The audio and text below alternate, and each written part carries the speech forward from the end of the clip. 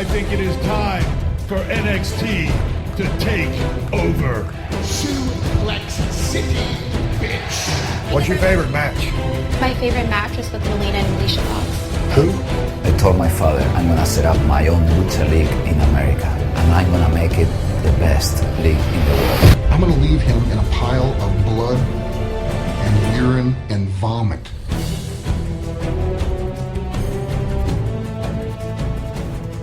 Hello everyone and welcome to the Let's Talk Wrestling podcast, the wrestling podcast review every segment of Raw and give you guys the wrestling news of the week that I know you crave each and every week. My name is Turbo Tony, I am the host and I'm here every single week, and I don't do this show alone. This show that has now way over the amount of subscribers that we thought we would have at this point in the show, but I'm just giving facts to you now without even having any care about, you know, if they're relevant or not. I'm just throwing them at you. Yeah. But we also have a man here. He is the only man who didn't get squeamish over The Rock's broken finger this week. It was Matt Marsander. To be fair, I was like, fake.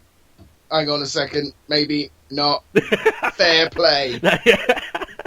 You went immediately from, like, no, I don't believe this. I was like, he's on a Hollywood set.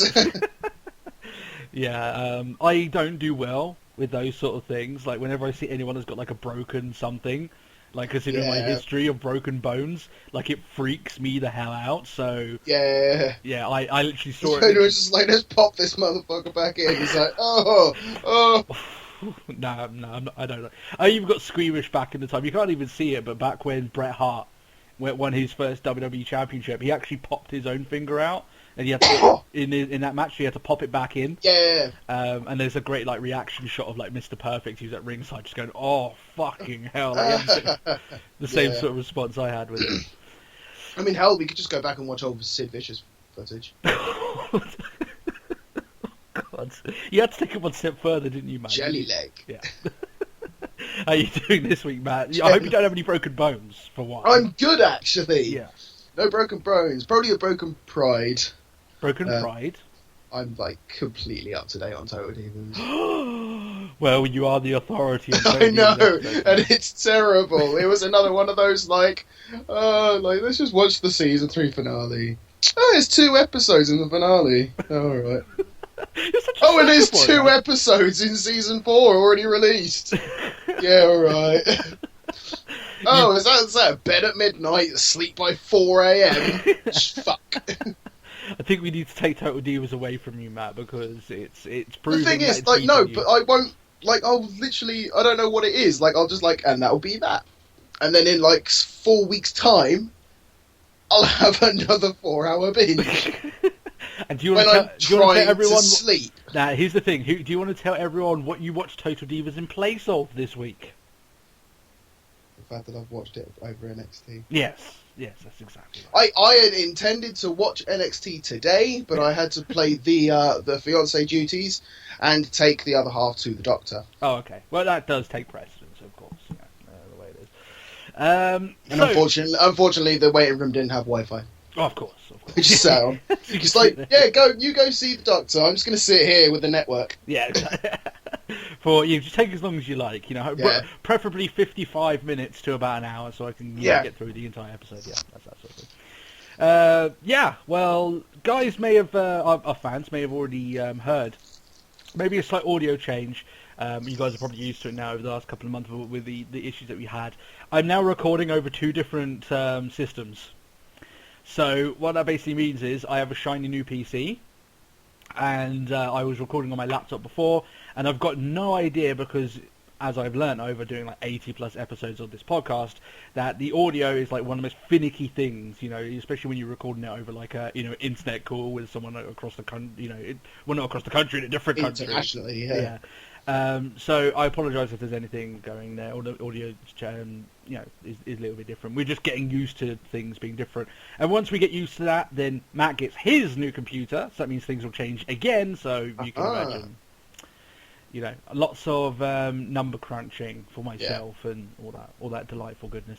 Matt, if they want to send us a Twitter message, though, They want to send us a Twitter message. Right, all that, yeah. What would be...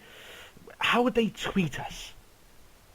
I think the course of action would be at Talk Wrestle Pod. I think you might be right with that, actually. Yeah, yeah. Whenever this every single week, I keep asking for it. I mean, just gets out of my head, of course. But that's the ideal way to tweet Matt any questions, comments, or just to see his views on the wrestling that's happened throughout the week, and obviously, wherever he thinks about Total Divas. That's the way it is, now, isn't it? Yeah. Shut up. Okay. We'll move on swiftly. Hey, Ariane's not in it nearly as much anymore, so I really don't care. Like, literally the last episode was literally just her just going, "Hey, girl," and that's it. She was gone for the rest of the episode. Like, yes! Well, I'm glad that still you despise the right people, on that show. So, what do we have on the show this week? We do have a packed show. We've got plenty of news, interesting news. And we will elaborate a little bit more on the sort of Austin Piper growing demographic. And we will explain why this week will be the last week that we're going to talk about that, even though it's only the second week. But we'll explain why as we go along, because we're finding that this is getting uglier as things go on. And not so much that we're afraid of covering it, but we'll get to the reason why we're not going to cover it any further. So a lot of juicy little bits of news there. All across, we've got New Japan Pro Wrestling news, NXT, TNA, obviously WWE, so quite an interesting... and pay-per-view. Huh? And pay-per-view predictions. Yeah, we've got pay-per-view predictions. Man, you're getting ahead of yourself. You're excited this week. Jesus. Just literally, like, when I was watching Raw, and it's like, this Sunday! Like, what? That came out blue. Jeez, yeah. Yeah, it was a little bit like that for me as well. Yeah, we've got to see our fan feedback. We have our NXT report card. We're going to be going over one of the people that we've already spoken about on NXT report card, and it's going to be like an update. We always intended NXT report card to be like an updated thing, and we'll go over people that we've gone over before when it seems relevant and when it seems the right time. So we'll be doing that this week. We got our Raw review, as you guys obviously, the mainstay of our channel. We'll be talking about what is a very interesting Raw that had a few very interesting talking points, one of which goes right back to the very second episode of this podcast about how we would book the Divas division, and we will be talking about how this week kind of ties into 82 episodes ago. Jeez, that's quite telling, isn't it? 82 episodes ago. Yeah. Wow. So yeah, by all means, Matt, no more procrastination, and this week I do actually promise no more procrastination. We'll actually get into things here. Talking about Battleground. Now, obviously the pay-per-view is today, for all those inclined. Yep. And like I said, now the one thing is that because of the way we upload the show actually goes out much earlier in the day, so it gives you time to, listen to the podcast of your own time, I remember there was a time that we were literally like rushing to get it out like hours before the pay-per-view was released. Now we're far beyond that now.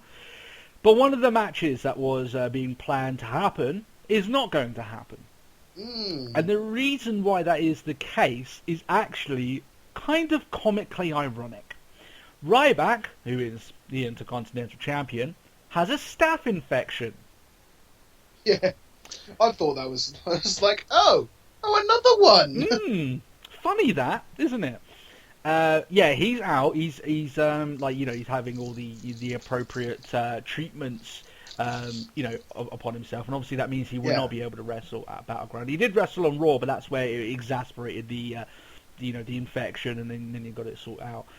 And it is quite ironic when you look at the CM Punk connection, considering Ryback was one of the guys, along with Dr. Heyman, who was just grilled throughout that entire podcast episode that he did, if you remember, all those months ago now that we're talking about. And it's Ryback, of all people, getting the infection that CM Punk himself had, and obviously that led to his departure from the company. Yeah. You couldn't get much more ironic than that. You really couldn't. It's actually quite... But the thing I find quite funny is the way that he's just like, and I just want to thank all the great WWE physicians and doctors who picked it up. It's like, oh really? Yeah, we wonder why that was put in there. Yeah. Yeah. As soon as that came up, I was like, this is obviously... This is WWE's excuse to parade how fantastic their medical staff are along those lines. And considering when that news came out, you and me, Matt, were actually quite defensive of their medical staff, at the time. But even then, you can tell that WWE still have the need to kind of defend them. You know, oh, look how fantastic they are, and it's kind of done in a shameless way. But to be honest, yeah, you know, considering it's that ironic, you know, you know, it's they of course. Our doctors aren't that useless. They know what a staph infection looks Exactly. like. How foolish do you think they are? You got Ryback saying, "Oh, you know, I thank them with almost my life because it could have got." Had you got CM Punk going, they could have fucking killed me. You know what I mean? On those lines. Yeah. So, I should be dead, which is Fuck his it, word. chuck in another Z-Pack. Yeah, exactly. I wonder if anyone actually tweeted Ryback, how many Z packs did you take and stuff like that. But, yeah, The staph infection's been dealt with. 3 Z-Packs later. Yeah. You expect that sort of SpongeBob, like, instead of 3 weeks later, it's like 3 Z-Packs later, and then you got Ryback in there. Obviously, we hope that Ryback gets better, and it obviously seems like that is the case. I actually think Ryback's been doing some of his best work, especially in the ring recently. So we hope that he does some good stuff in there. I mean, I'm still not completely won over on this high flying malarkey that he's been doing. Oh yeah, but I appreciate the effort to do something different. Yeah. So I mean, I appreciate. Obviously, we're going to talk about his match because that was where, like I said, it almost like Ryback's forgotten that he's the best part of 300 pounds and yeah. Top rope, nah. Over the rope, nah. It's just maybe he's got it in his head. I just want to show Rey Mysterio how it's done. We can start seeing him do 619s and all that sort of like shit. I'm twice your weight, but I can still do it. Yeah, look, even the big guy can get through the ropes. Yeah, stuff like that. But yeah, it is a shame, and obviously there's no Intercontinental title match at Battleground. They'll probably will kick that on now. They'll probably do it at SummerSlam. What I probably see it going is that you're going to have Miz and Big Show probably in a singles match. They may not even do it for number one contender because they want that demographic. So they may just end up kicking it forward for another month, or they may not do anything. They might just leave it go on. But yeah, it's a shame for Ryback. And, this is where they just battle it out. I don't know whether because I haven't seen the updated card. But this is where Miz and Big Show just end up being the pre-show, and they take Barrett and Truth and stick it on the main show. Yeah, to be honest, I wouldn't be at all shocked if that was the case. As much as I fucking hate the idea of this Barrett Truth match. Don't worry, we're gonna get to that soon, Matt. We're gonna get to that soon. That is a shame there, that is essentially what we feel about it, but we're going to go into much more depth about that little shenanigan, shall we say.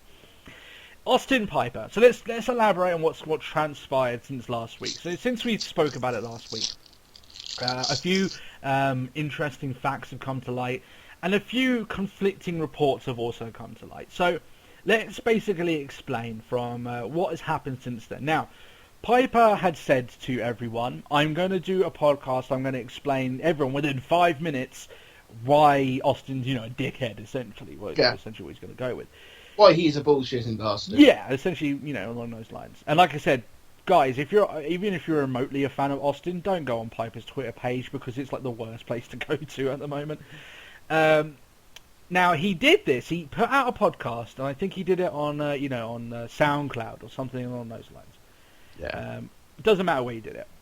But he put it Well, up. he definitely didn't do it on Podcast 1. Yeah, exactly. And Podcast 1 issued him a cease and desist and basically said, you need to take it down or legal action would be done.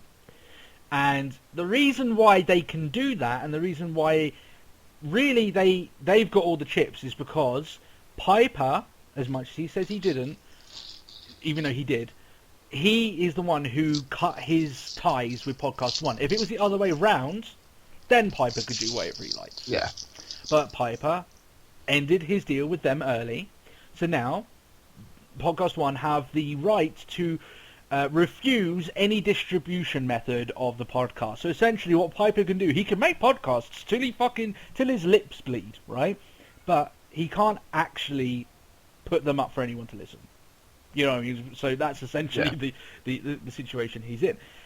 Now, the reason why Piper obviously, cancelled, he severed his ties with Podcast 1 is because Podcast 1 did want him to remove the Will Sasso impression that he did of Austin, because apparently Austin did get in contact with him and said, look, it's a little bit too offensive. They went a little bit too close to the line. Like, the hell, man? Yeah. So essentially what Podcast 1 did, and this all goes into my final thought on the whole thing. Podcast 1 essentially said, well, Austin's one of our diamonds, right? If you look at the amount of people that listen to Austin's podcast in relation to Piper's, listen, I'm not trying to slam Piper, but there isn't much of a discussion. Well, it hit a point that, unfortunately, I completely forgot that Piper even had a podcast on there. Yeah, I can't imagine... I look on their, featured list, and Piper's not on there. Hell, I didn't even know Flair had a podcast. Seems like everyone's got a podcast nowadays. It's like Goldberg got his podcast as well. That's true. It kind of went a little bit crazy for a little while. Everyone was starting up their own podcast. It's like, hey, you got a microphone and a voice? Good. We were podcasting before it was cool, guys. Can we just say that? Yeah. LTW. But so that's essentially where it is. Austin stayed quiet. He's not thrown anything towards Piper's way. Piper has continued to sling mud as much as he can. The way that I think this has gone, right? And by the way, there's a lot of conflicting reports stating, he has had his Legends contract revoked, or he still has his Legends contract. That's why I'm very disinclined to say that we're going to comment on this any further until there's actual proper statements made. Yeah, because we're getting so many conflicting reports about what's going on. It's turned into a he said, she said affair. And that's... I don't really want to get going this way, Austin said this about it. We're not really one of those podcasts, right? Yeah. So, basically, this is how I think things have gone down. Doing everything in a bunch, right? And I wonder what Matt thinks of this particular thing. Austin doesn't know the weight of his own words. And what I mean by that is that he may have just said flippantly in an email, wow, this was a little bit too close to the line. He may not have even wanted it taken down. He might have said, well, is there anything maybe you can speak to him not to do this but again or anything along these lines? Yeah. And then Podcast 1 have gone, shit, Austin's not happy. We need to deal with this right now. So they did. Piper to them is expendable. Austin isn't. So Austin obviously is set in motion. Who's drawing us the listeners and who isn't? Yeah, right. And he's working with WWE. And Sorry, Piper. See you later. Yeah, essentially, yeah. Right. Austin is their diamond jewel, and I don't think Austin realised the domino effect that him saying that initial thing would happen. And I'm sure that if he knew it would get to this point, he wouldn't have done it. Right.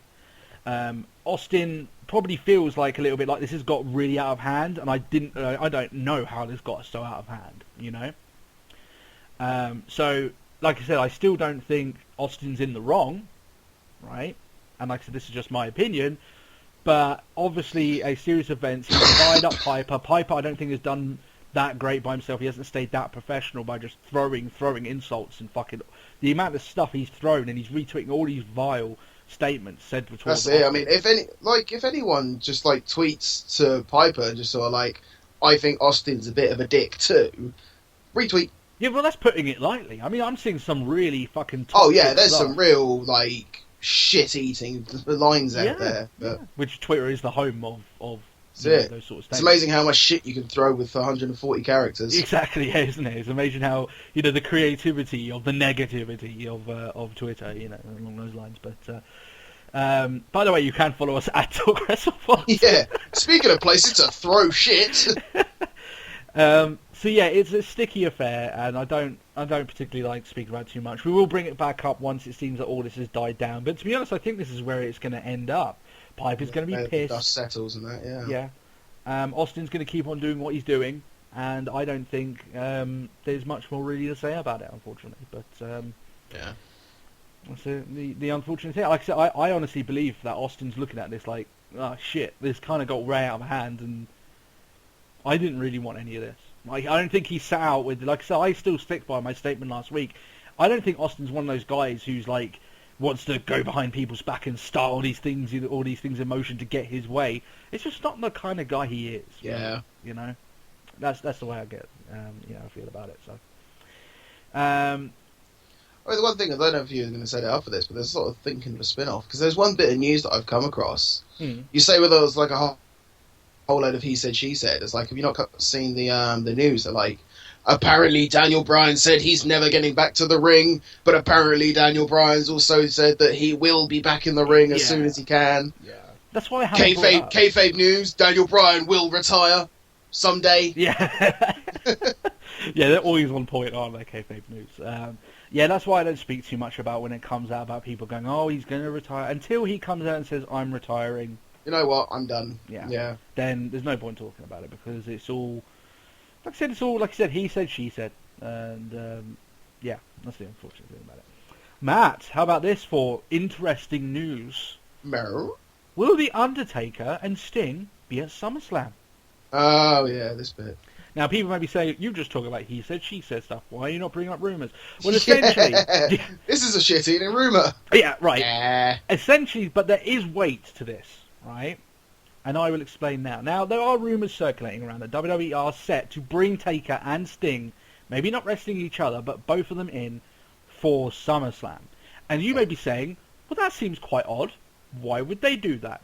2 words. Well, one of them is, multiple words, but you get what I'm saying. WWE... I think of 3 words. Yeah, WWE Network. That's the reason why. I was thinking motherfucking money. Well, in a sense, could go along those lines. Now, I said this back after WrestleMania when they released, those very decent numbers of the network. Do you remember that? 1.3 million, and that was apparently enough. That's what they wanted, right? And I said back then, that's good, but they're going to struggle in the next 6 months to keep that many. And I expected them to lose subscribers over that period, right? Yeah. It's not as if we had must-see, television or pay-per-views over that period of time. Let's be honest, right? Yeah, not so. So how does this play into it? Well, it's time for McMahon to release his numbers again. And it's right around about SummerSlam time that needs to happen. Yeah. Now, I think there's only been one out of the 6 months or how many months it's been since they released those last numbers, or it will be until that day, that they've actually not had a free network. They've had so many free months and back to back. You can tell they want these people to stay, right? Oh, yeah. Or they need to get new people onto this network, and they want to have a big marquee name for SummerSlam to make sure people keep hold of their subscription when it's time to reveal to their investors, these are the amount of people that have bought into our network. Yeah. So, while it is a rumour, it's a rumour that actually makes sense. Because if Vince is worried about keeping those people there, what is the one thing that you could think that could keep those people from keeping their subscription? Undertaker's wrestling at SummerSlam, guys. Yeah. It's it's not just at Mania. It's twice this year.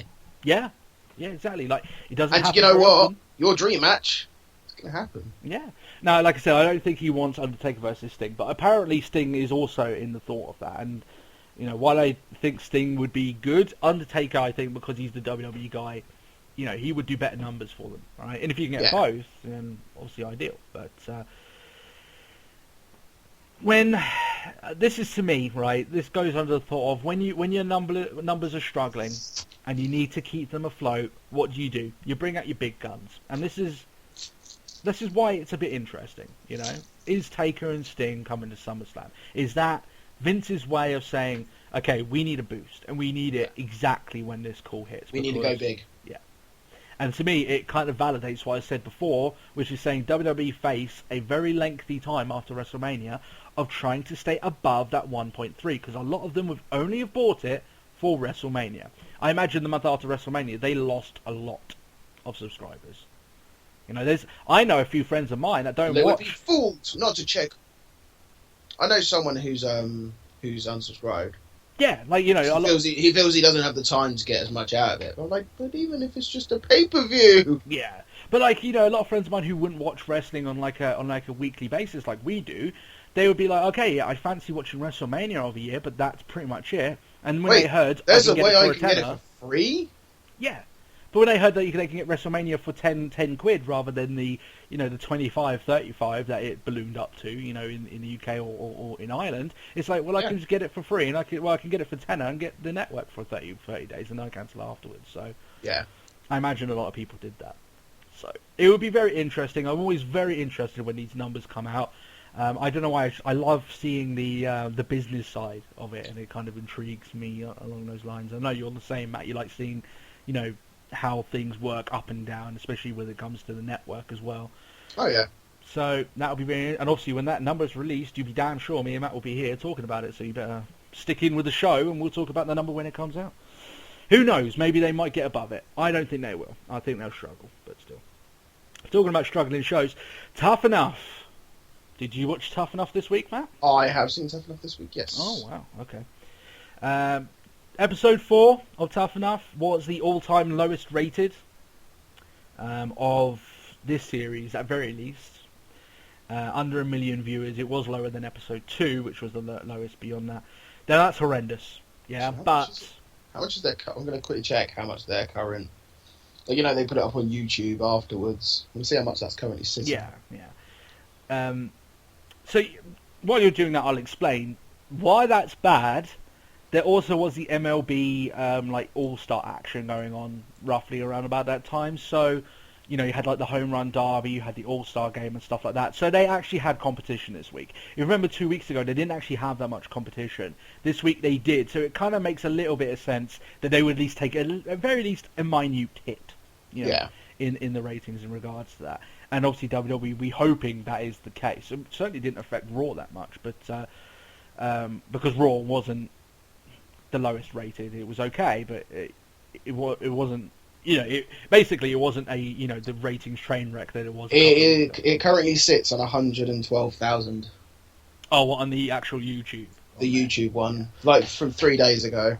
Which won't matter to them because, you know, they're only releasing that to countries that can't have it on TV anyway. So, and that's probably because if you think about it, 112,000 over the rest of the world, that isn't a lot. No. You would think, you know. So, the show, however, I think you agree with Matt. Obviously, I don't want to beat around, you know, keep beating this horse into the ground, but the show's a fucking mess. They were in the ring! They were in the ring! They were in the ring. Taking, what was it? So they were doing basically no bump. Shoulder tackle, body slam, no bump. Yeah. Right. Now, we've said all we can say about it. There was times, however, in this show where it got very cringeworthy, especially in their promos and stuff that they were doing, and it was uncomfortable. It wasn't entertaining. I think that's the main issue here. And it obviously WWE are clearly positioning a few people to go further in that show than other people. That's just the way it is. You know, they've built up this sort of redemption story for Sarah Lee.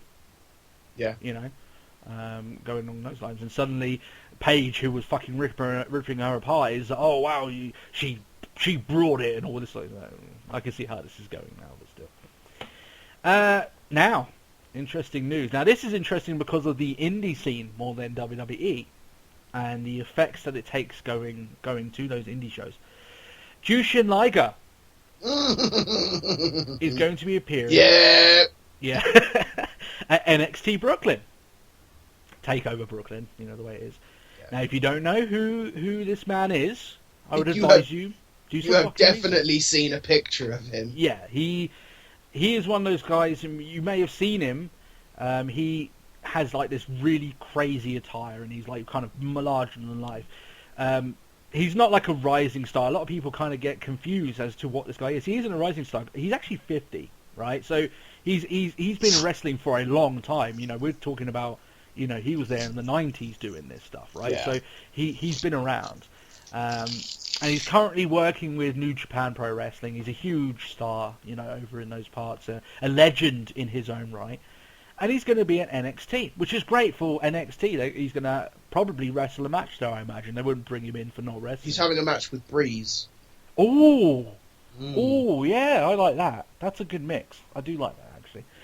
So he's going to be at NXT. Now, by all means, just before people get too excited, he's not signed a contract. They wouldn't sign someone of his age, right?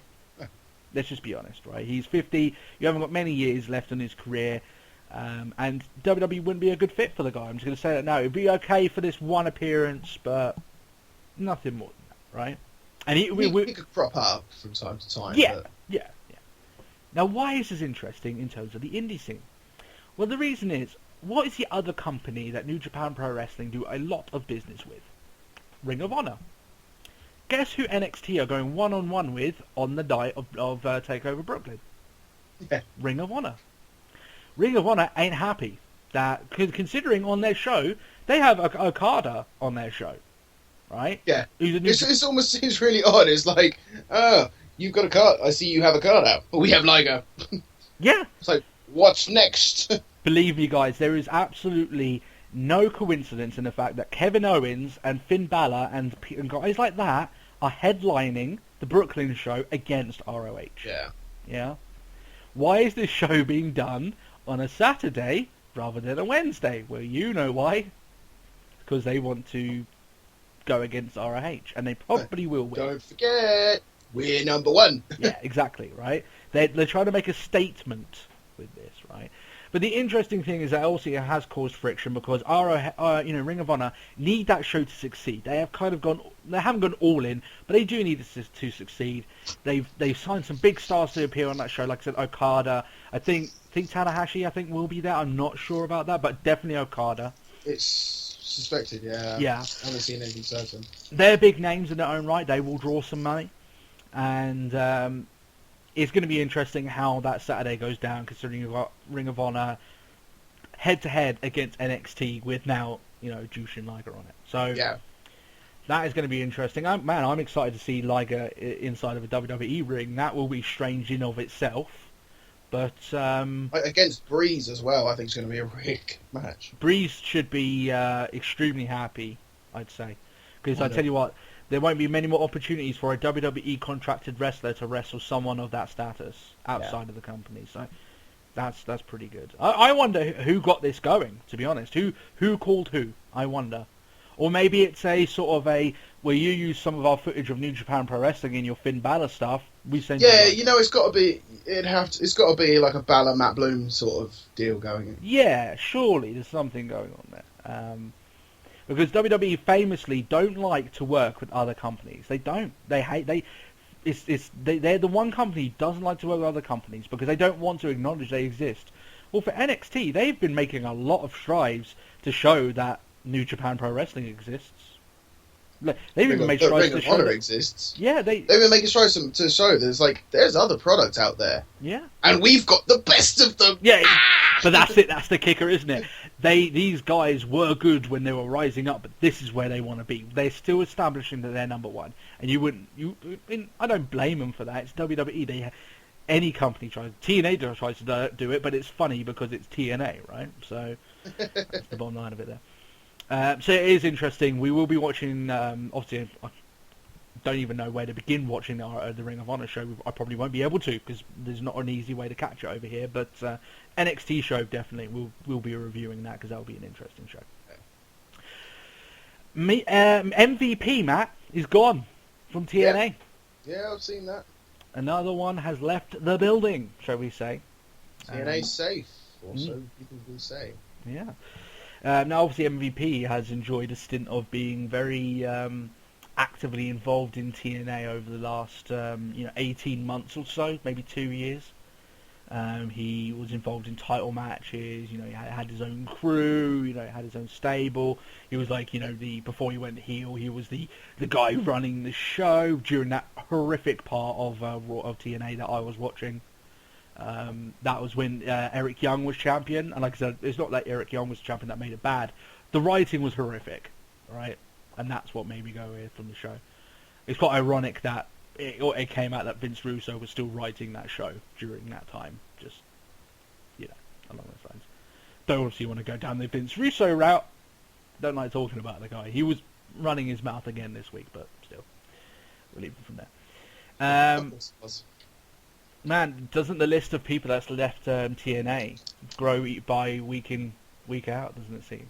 Who scales terribly, doesn't it? Who's going to leave next week? I guess that's the bet. They're losing guys. One thing that TNA have said to their backstage is that, look, we've cut a lot of these big stars from our roster, so we will survive. And it's a little bit along the lines of when you have to cut your big stars to survive. You shouldn't be praising yourself about that. You should be able to sign big stars and survive. That's essentially saying we've gone and cut off our face, but we're still here. We still make it. Yeah, it's a little bit sad, and they're trying to explain that apparently that's the reason why their current roster should be so excited. Oh yeah, we're still around. How long are you going to be around for? Because you've been surviving for a while. I give you that, but you know, surviving isn't really that great if you're gradually dying. You know, which is essentially where it's going from there for now. But still, it's like we're surviving and scraping are two different things. Yeah, right. It kind of reminds me a little bit of ECW in its final days when you knew it was done, but it just kind of kept going and like going to the next week and just kind of scratching out the next show, and then eventually runs out of steam. Like, you're going to give up. Oh yeah, there we go. And trust me, ECW will have a much longer lasting impact on wrestling as a whole than TNA ever did. That's being honest, right? But still. Yeah. Virgil, man, wow, he hasn't been in our news for God knows how long. Virgil, do you know why he's in the news? This is our little This comedy is effect. gold. You know where I'm going with this. You know? I won $1 million. Why? Because I won $1 million. Okay. Give me $1 million. He wants to be the $1 million man, Matt. Are you going to help him? No.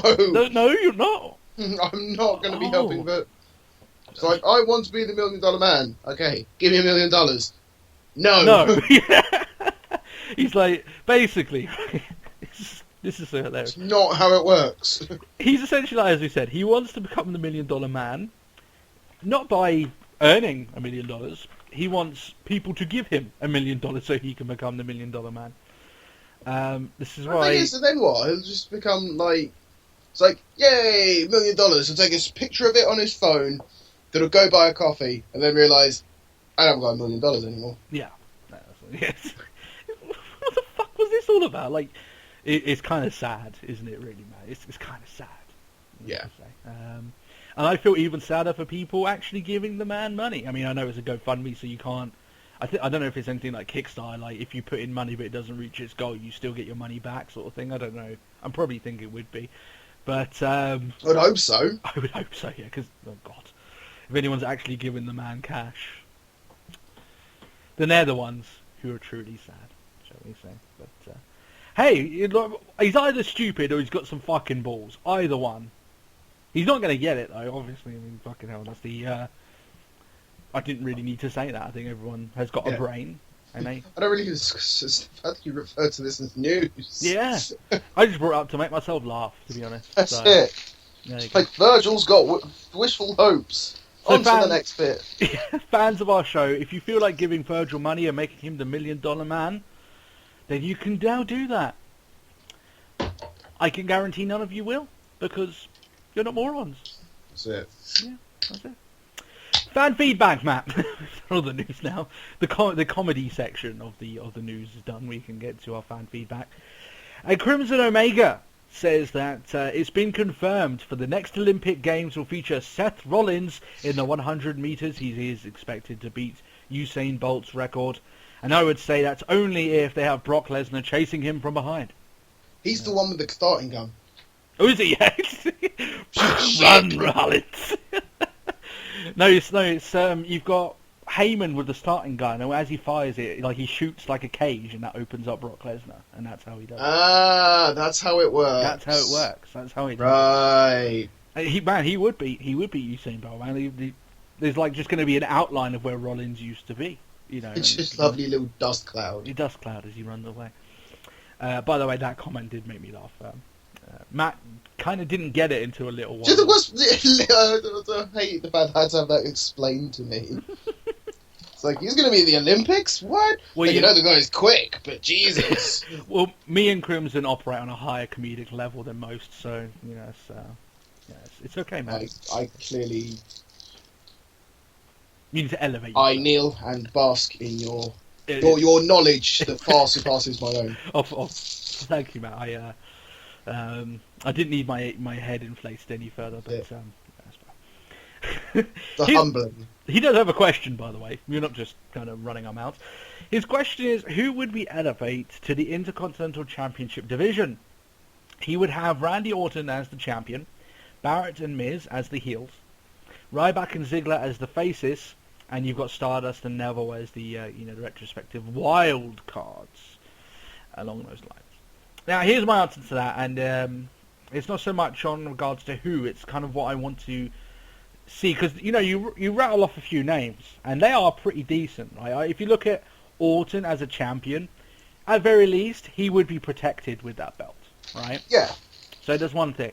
One of the things that that the reason why the US title is looking so better is because it's round the waist of Cena, and ergo it gets protected the same as Cena gets protected. Yeah. Right. Cena hasn't lost that many matches. I think he's only lost that one to to Kevin Owens since he won that belt. And, you know, he's been kept very strong, as you would expect Cena to be. So if they gave the belt to Orton, you would expect not the same sort of treatment, but very fucking close. So you'd be the closest guy in the roster to get that same sort of treatment, you know? I mean, come on, Matt, do you really think that Randy Orton, as the Intercontinental Champion, do you think he's going to be losing each week? No. No, he's not going to be losing each week. So, I like that idea of having Orton as the champion, and like I said, he's gone past the point now he doesn't need to be WWE champion anymore. So, okay, I actually agree with that. But here's the thing, is I don't have an issue with Ryback being the champion now, as long as he's booked the way that you would have booked, let's say, as Cena or Randy Orton if he had that belt. Yeah. It's WWE's thought process that we don't defend the champion, we defend the person.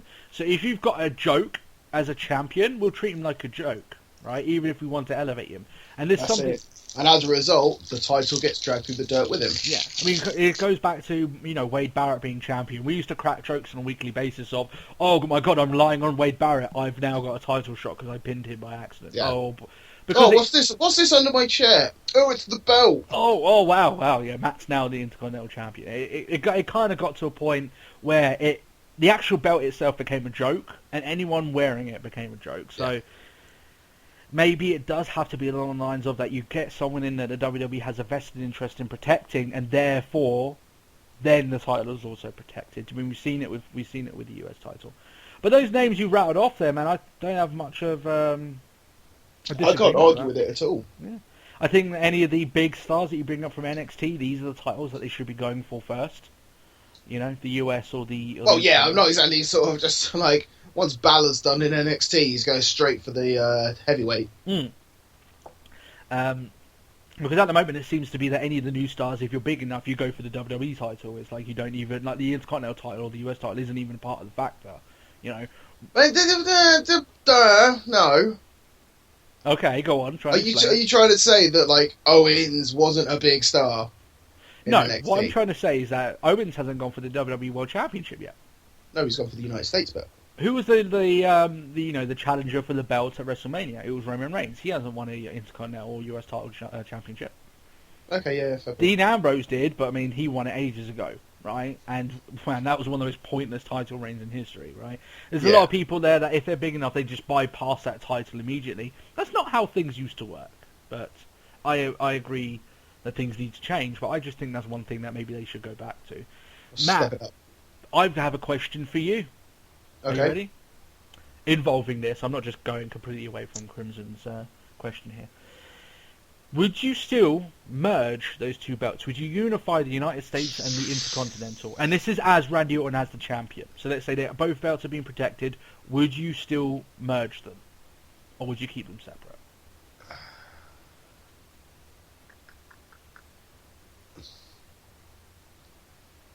Interesting question. I'd still keep them separate. You would? You'd keep them, both of them, in action? Yeah. Okay. Solely because, whilst, okay, one isn't getting as much TV time as the other, it's kind of difficult. So if you had, like, everyone gunning for the one thing, then everyone will just get lost in the mix.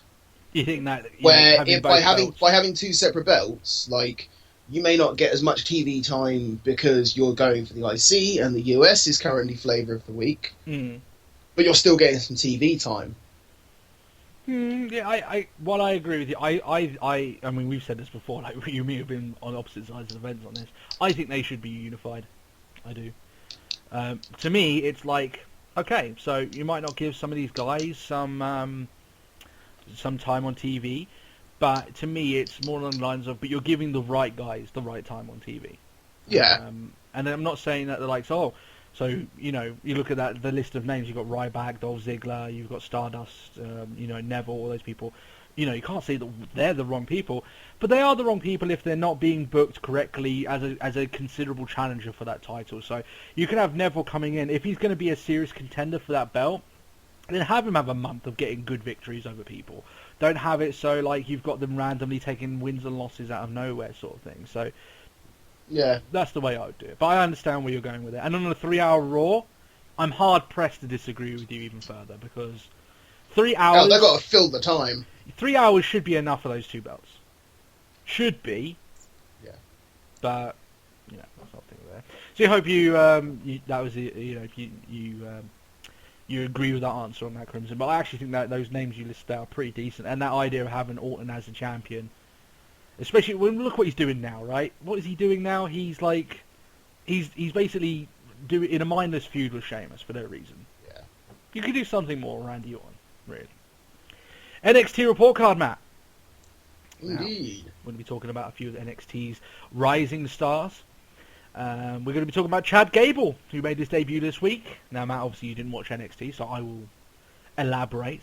But you've still seen him in backstage segments. Yeah. But you haven't actually seen him in the ring, in action. Well, I am very happy to state that I actually liked what I saw with Chad Gable this week. He is a very quick, crisp, mat-based wrestler. Which complements the fact that Jason Jordan, he is a mat-based wrestler as well, but he's more on the powerful side. He's more like he's going to pick you up, slam you down, then he's going to wrestle you, whereas Chad Gable will use his speed, to the advantage. Okay. So I like the yin and yang, Yeah. I know you're a big fan of having the sort of like the powerhouse, the big and small. Yeah. I think that classic goes back to like the Hart Foundation having Jim Neidhart, Neidhart and Bret Hart. Easily work so well together. The one thing I do like from Gable is he portrays a sort of confidence that is above what his current status is on the roster. Okay. Does that I don't know how best to explain that, but when he's doing these moves and he's pandering to the crowd or he's doing his thing, you would expect someone who's just made his debut not to be that comfortable. But he does seem that comfortable, and that's good, Okay. I honestly think that Jordan and Gable will work pretty well. I think Gable is the more charismatic of the two, but Jordan can do his own thing. I'm not saying he's particularly bad. I just think that Gable's got a bit more to him. Yeah. And I think the fans have taken to him a little bit, I will say. He still comes out with that towel saying Gable around it, but he puts it on the turnbuckle and stuff like that. So I like that particular touch and everything along those lines. Yeah, I'm actually. I don't want to go and say, "Oh, Chad Gable's going to be the greatest thing since sliced bread," because he needs to show more. But in his first foray into the ring, I was pleasantly surprised.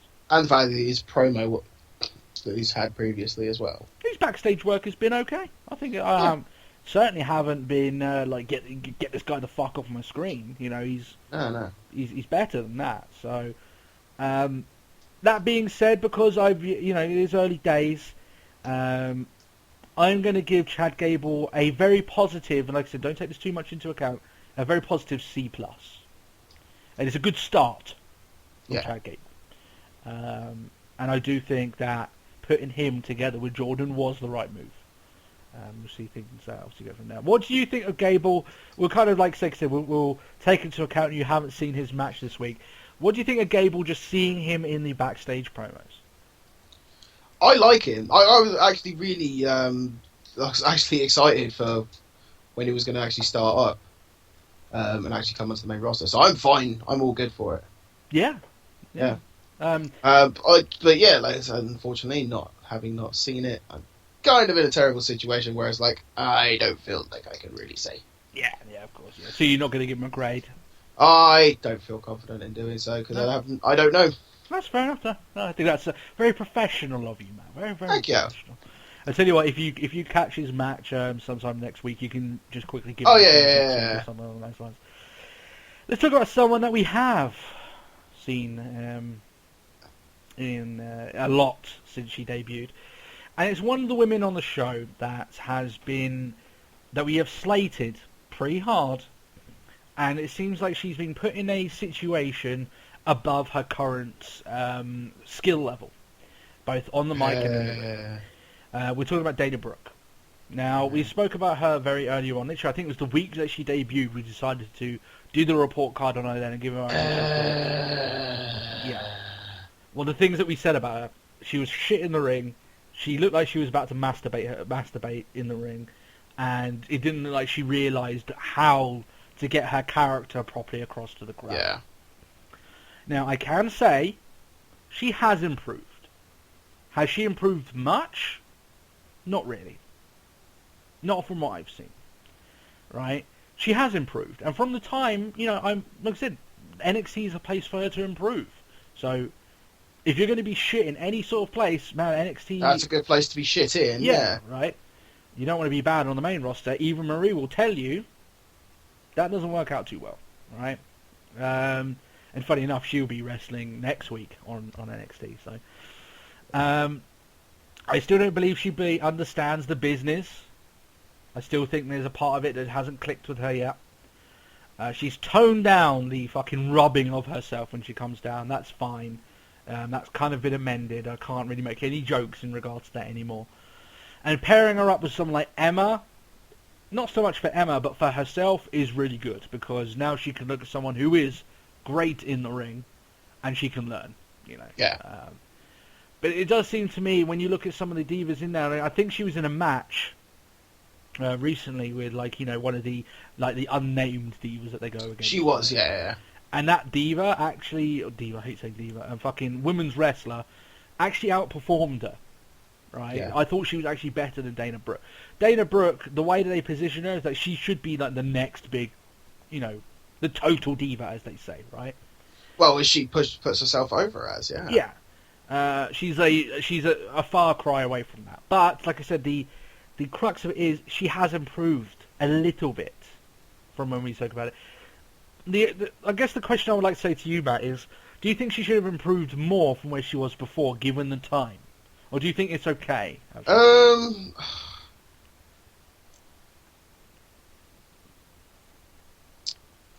can't comfortably say.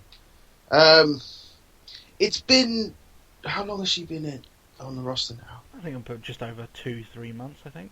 Yeah, something like that. Yeah. I mean, she's improved, but I don't think she's improved enough. Like, at the risk of sounding like a dick. I'm just like, but you're there. You're in a place where you could do, 5 days a week. Yeah, her spot on the roster is, she should be battling in terms of skill. I mean, she's, like I said, they're trying to book her as the person that's going to take Charlotte's role, and she's nowhere near Charlotte. Not even close. Yeah. Maybe we're a little bit skewed, because when the last person that we saw that was quite bad, funnily enough, talking about her, was Charlotte when she first came in, but she got good very quickly, faster than I've ever seen anyone get good. Dana Brooke, obviously, maybe it's because we now, in some subconscious way, expect her to improve at that rate, and she clearly isn't. Yeah. I just think maybe something needs to click with her. Maybe she needs to go see more wrestling shows. She needs to do the research. Watch a lot of the promos of the women that have done it great. But she should be looking. I tell you, who she should be looking at Trish Stratus when she was heel. That's who she should be looking at. Yeah. Right.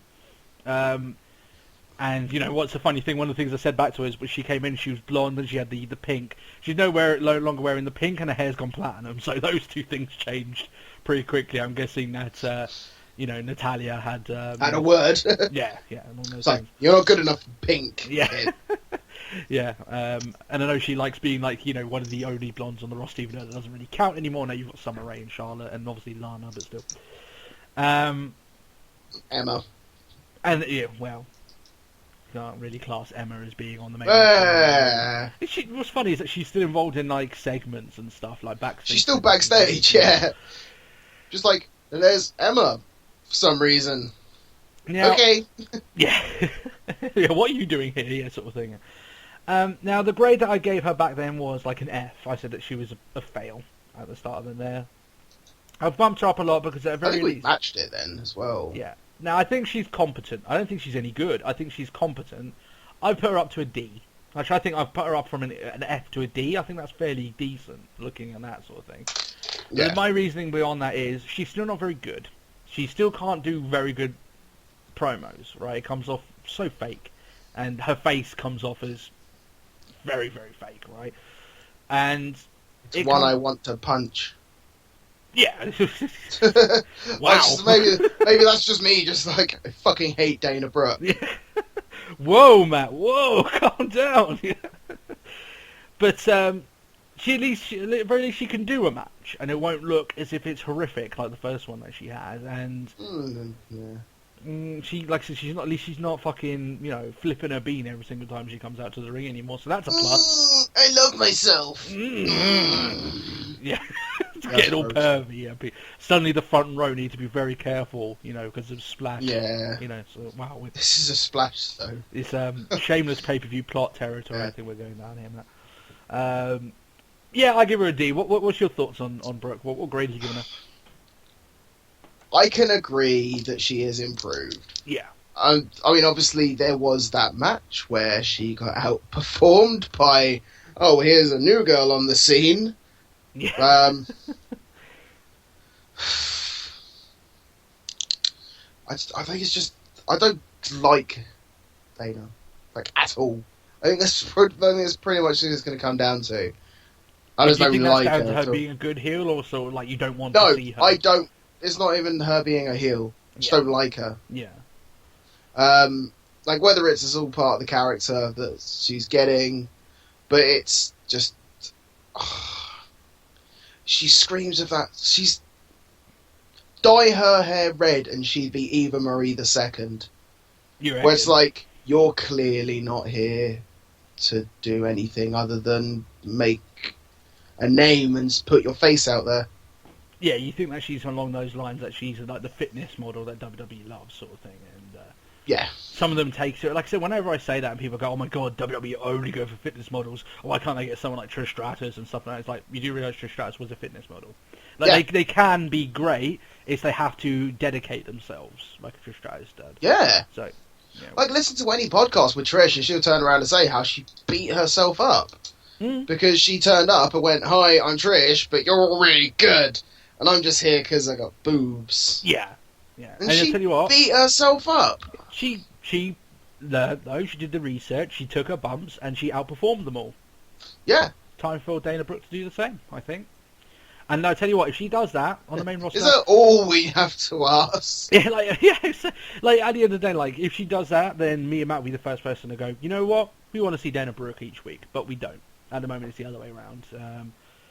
And maybe, like I said, a little bit controversially, maybe I would expect a little bit more improvement over this period of time. But some people improve at different speeds. By all means, I'm not blasting her for it, but I'm saying that when you look at the competition and their rate of improvement, it's not that impressive, shall we say, along those lines. What grade are you giving her then? I gave her a D. What are you giving her? I'm still going to go with a D. You're going with a D. Okay, fair enough. Minus. D minus? Oh, wow.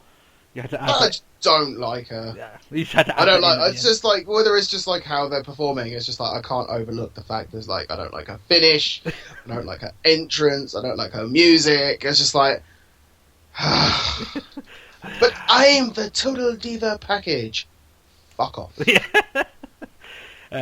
Yeah, we'll be talking more about divas on the Raw review because we're talking about divas with the total package. Yes! There was quite a few of them on Raw, and they weren't the main roster ones, but we'll get around to that. Well, or were they? Oh, yeah. Interesting. Talking of Raw review, let's get into that now, Matt. Indeed. Now, this is the final Raw on the road to Battleground. Battleground is tonight. Well, it is more apt. And WWE, I find they have to go a long way to solidify some of the other matches on that card. And when we go through the predictions, you'll realise how lackluster the rest of the Battleground card is, bar that main event, which they have promoted as good as they can, I can imagine.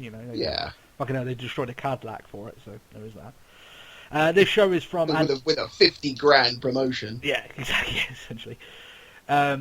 It comes from Atlanta, Georgia, and like I said, that caddy that we are talking about, it was adorned on the side of the stage, so everyone can see it.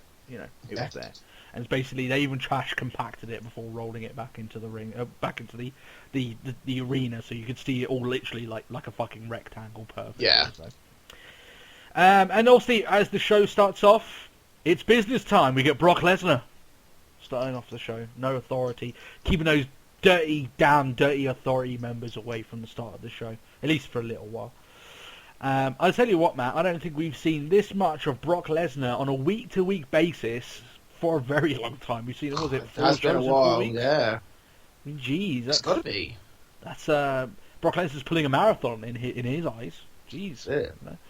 And obviously, he will be performing at the pay-per-view as well. So that's 5 in 5 weeks, and I do think he will be there on Raw as well. So, geez, he's doing a lot of dates. He's probably earning a lot of money. So yeah. Paul, he's earning a lot of money. WWE, on the other hand, probably losing quite a lot of money. But they just need those subscriptions up. You go, Brock. My wallet. You can imagine like Vince McMahon with a fucking stack of cash. As soon as Brock Lesnar comes in, he's like tugging at it. He's like, "Here's your money, Brock." Refusing to let go of the wad of cash. You know. I was just imagining just sort of like sliding it over, like, you know, when they like your old war films where they slide the bits over with the stick. Yeah. Slides it across the table. Yeah. I believe we came to an agreement. And Brock's sitting there with his fat stack of cash, you know, just happy. Exactly. Paul Heyman graces the microphone, and you could tell here one of the creeds he lives by is that no matter what you say, you need to sell the pay-per-view, and that's exactly what he does here. Almost everything he links to Battleground. He says on Sunday is the opportunity to see Brock Lesnar enter the ring as a challenger, and you know how many times you get to see him do it because he has these lengthy championship reigns, and you know, he's not often. You saw it once, and that was then. You saw it then, but yeah, he rattles down. How many times has it been? The wins against like The Rock, Randy Couture in the UFC, and John Cena at Summerslam last year. Yeah, along those lines. He pleads with the fans to watch Battleground, as Lesnar will not leave the ring the challenger he entered, and this brings out Seth Rollins out with Kane. J&J Security obviously annihilated from last week's shenanigans. Probably will see fucking Jamie Noble with fucking all the stuff off for his ribs, and now he's got a kayfabe broken arm. Jesus, he's not much left. I mean, fair play to the guy. Yeah, he's taking a beating, isn't he? So, by the way, Kane, from his a vacation to Hawaii, he's got a great tan. Of course he doesn't, because he didn't fucking go there. That was fucking one thing. Do you know what? You saw that. I didn't see that. Yeah. But like he's just like, oh yeah, you can go to Hawaii, and all those just wonderfully photoshopped pictures of Kane, on the beach. Not a lick of tan on the guy, but not at least just a quick spray tan or something. Just something, to say, He just comes just out like a really red nose or something. He comes around with a lei on his neck or something. He really liked it. He's going to make it. He's going to be Hawaiian Kane going from now on. Yeah, and he'll choke slam people and put a lei on them. That's the way it goes. I'm giving creative too many ideas, and I really don't want to see him that way. But still, the worst part is if you scaled up a ukulele to fit Kane, he just looked like a mariachi. He would, to be honest, yeah. All I can imagine him now is one of those fucking drawn-on mustache. Oh, we're getting too far out. Yeah. He just comes, fuck you, Seth, and he comes out with Los Matador. He's Los Matador's new, leader, and they come out with him and all happy about him. No. This isn't a shameless pay-per-view plot anymore. This is like a shameless pre-show plot that we're coming up with now. Yeah. Moving on. Next on main event. Yeah. So Rollins says he can't wait for Sunday so he can wipe Lesnar's smile off his face. He calls him a coward, fluffs up the word inanimate, which I got correct the first time, I may add, when talking about the remnants of the caddy that is beside the... because he's basically saying, it's all well and good fight, destroying an inanimate object, and he's like, and he's kind of fucking these rhymes, but... Nah, it's like, the car that you broke. The thing there, yeah, that's it, I won't blame him too much. He doesn't make many mistakes, so fair enough. That's it. he says... Actually, do you remember, though, considering only a couple of weeks ago that we had Kevin Owens do that, and we completely let it slide? Yeah, but he never said turned a it word. into something brilliant, though, didn't he? Like, he kind of used it to make something great. So. What, you mean with the fact that he essentially went, fuck it, I'm not from here anyway? Yeah, along those lines, so... and like I said, I don't want to drag to, oh wow, you got that word wrong. It's like, considering the amount Seth Rollins talks on like a weekly basis on this show, he's bound to get something wrong. So. That's it. I mean, I allow Kevin Owens the grace, considering his natural language is French. Yeah, exactly. As every now and then you can see that accent creeping through every now and then. It's quite funny actually when he's getting in a passionate promo and suddenly you're like, wow, that's got the French twang in it there, Kevin. Do you want to go back to your English? But Rollins says here that the championship is the difference between himself and Brock Lesnar. That isn't true. About 100 pounds of muscle and the championship is the difference between them and Brock Lesnar. Just a whole load of extra titles as well. Yeah. He says, Matt, that he's going to burn Suplex City to the ground. It's about the 10th time he said it. Feels like it anyway. It wasn't the last time that he would say something to that, imagine, as well. He fucking loves that line, doesn't he? I mean, Jesus, he's an arsonist, is Seth Rollins. He can't wait to burn things to the ground, apparently, but still. Sits out the back with a lighter, just like, soon. Yeah, he's just listening to Kane's music on a loop because, it's all the fire. He's like, the flame returns. Lesnar says, takes the mic. He tells Rollins that he can take him to Suplex City tonight, bitch. And in one sentence, it was far more interesting than anything Seth Rollins had to say on the matter. So, there you go. You see, that's the main difference, Matt. That's the main difference between Seth Rollins and Brock Lesnar. This is the reason why people want to see Brock Lesnar and people are getting indifferent about Seth Rollins, even though we love him. Seth Rollins talks us to death. Brock Lesnar wrestles people to death. Right? The thing is, Brock Lesnar doesn't have to say a word. Paul Heyman, I could listen to him for days. Yeah. It's like, Rollins is all talk, I'm going to beat you. Lesnar just fucking beats you. He doesn't talk about it. He just does it, right? That's the reason why people like Lesnar, right?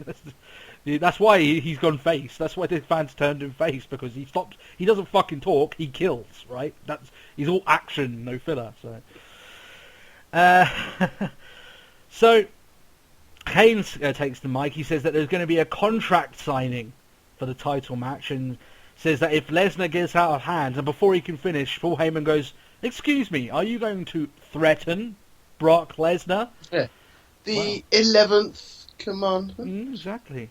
And he starts to laugh, man. He laughs at the idea of being threatened by Undertaker's baby brother. Yeah. I like that statement. That was pretty cool. And Heyman sarcastically agrees that nothing can go wrong at a contract signing involving Brock Lesnar, or to anyone at that particular statement.